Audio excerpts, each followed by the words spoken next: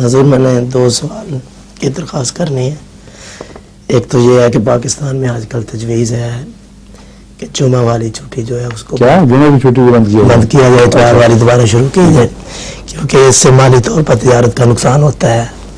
تو سوال ہے کہ دیکھیں قرآن کریم کا جہاں تک حوالہ دیا گیا ہے وہ درست ہے. جی اگر حوالہ دیا گیا ہے تو جی قرآن کریم میں یہ قرآن کریم سے یہ ثابت ہے کہ جو جمعہ کا وقت اور جمعے کی تیاری کا وقت ہے اس میں ہر انسان کو فارغ ہو جانا چاہیے.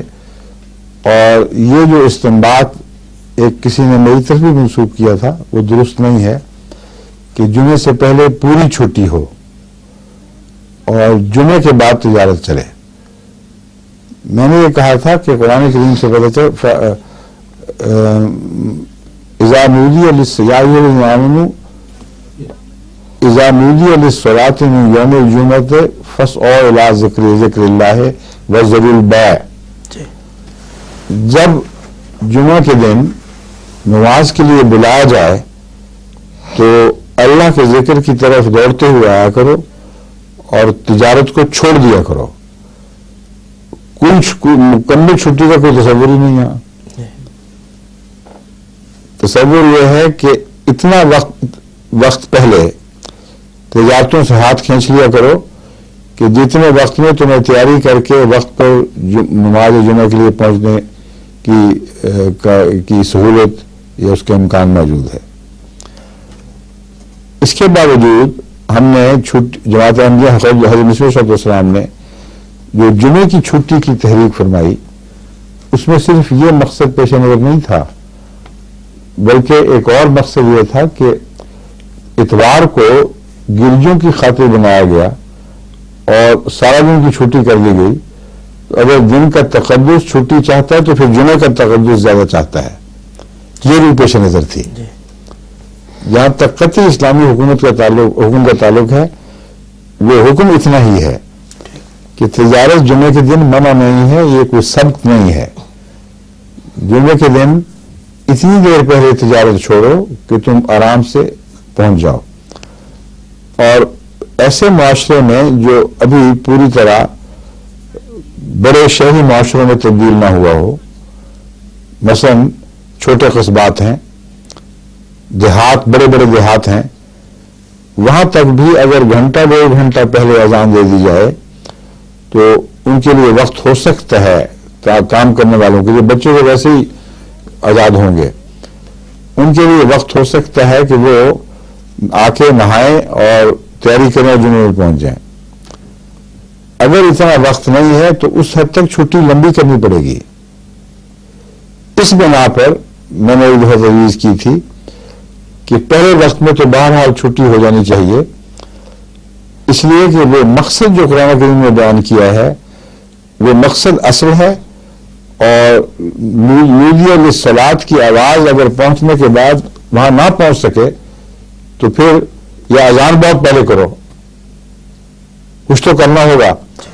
میرا جو مقصد ہے اس کو بہرحال پورا کرنا ہے کہ جمعے کے وقت تیار ہو کر تم مسجد میں پہنچ جاؤ. یہ بنیادی حکم ہے. باقی ایک قسم کا سہولت کا سلوک ہے، اس میں ہرگز یہ حکم نہیں کہ ضرور تجارتیں کرتے رہو. یہ بات میں اس لیے کھول رہا ہوں کہ آج کل کے معاشرے پہ یہ اور رنگ میں اطلاق پائے گی. پہلے ہم حکم کو، اس کی روح کو سمجھے پھر سمجھ آئے گی بات. حکم یہ ہے کہ اگر تمہارے کانوں میں آواز پڑے اور تم تجارتیں کر رہے ہو، یہ مفہوم ہے اصل میں، تو اس سے تجارتوں کو چھوڑ دینا. یہ مفہوم نہیں ہے کہ تم نے ضرور تجارتیں کرنی ہیں جب تک اذان کان میں نہ پڑ جائے. اگر یہ مفہوم سمجھا جائے تو اس کے خطرناک نتائج یہ نکلیں گے کہ بڑے شہروں میں جہاں دور دور کے لوگ ہیں، جہاں ٹریفک جیمز بھی ہوتے ہیں مثال کے طور پر، وہاں اذان کی آواز جب لاؤڈ اسپیکر کے ذریعے پہنچے گی نا پھر دور دور تک، تو اس وقت ان کے لیے ممکن ہی نہیں ہوگا کہ وہ جمعے تک پہنچ سکیں. پھر بچوں کا مسئلہ ہے، اسکول سے کتنی دور ان کے اسکول ہیں، وہ کیسے آئیں گے. تو نئے زمانوں کی ضروریات کے پیش نظر حکم قرآنی کی اصلیت کو قائم رکھتے ہوئے اس کو بہرحال قربان نہیں کرنا، یہ نیا نقشہ ابھر رہا ہے کہ جمعے کے دن چھٹی ہی بہتر ہے، لیکن پہلے وقت میں لازماً چھٹی ہو، ورنہ یہ ضرورتیں پوری نہیں ہوں گی۔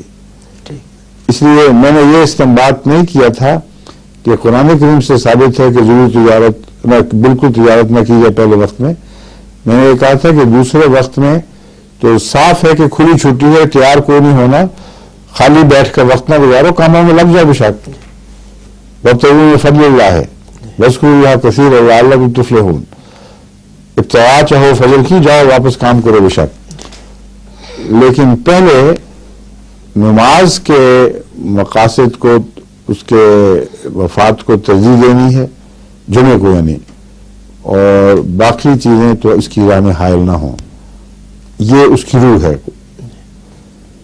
آج کل چونکہ حائل ہونے کے احتمالات بہت بڑھ چکے ہیں اور اذان جمعے کے وقت سے بہت پہلے دی بھی نہیں جا سکتی، تو اس لیے یہ مسائل نئی شکل اختیار کر گئے ہیں۔